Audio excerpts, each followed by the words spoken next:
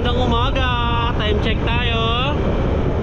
Is 1:04 ng umaga. So, andito tayo ngayong umaga sa Rosario, Batangas. So, hindi ko na makasulit dito, guys.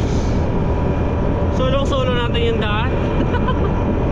So, nakakuha kasi tayo ng booking from General Trias to Rosario. So ito kasi kailangan ni Ma'am yung gawin niya. So kailangan niya bukas or ngayong araw pala kasi umaga na. So kaya dinala na natin. Kasi tayo naman ay malapit na rin naman tayo dito sa area na to, Candelaria. So yan. So yun lang na. And let's go!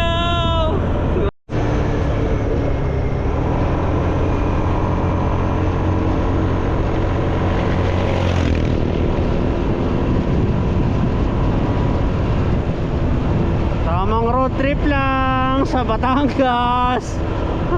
Solo-solo ang kalsada.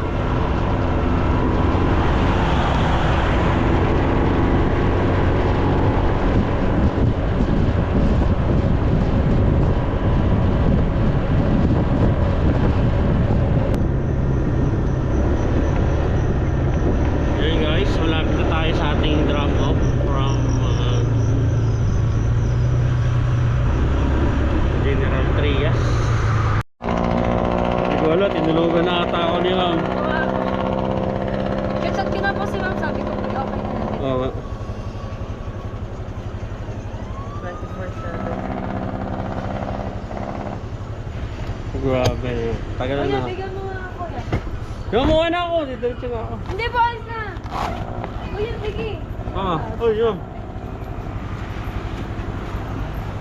Kuya, bigyan mo ate.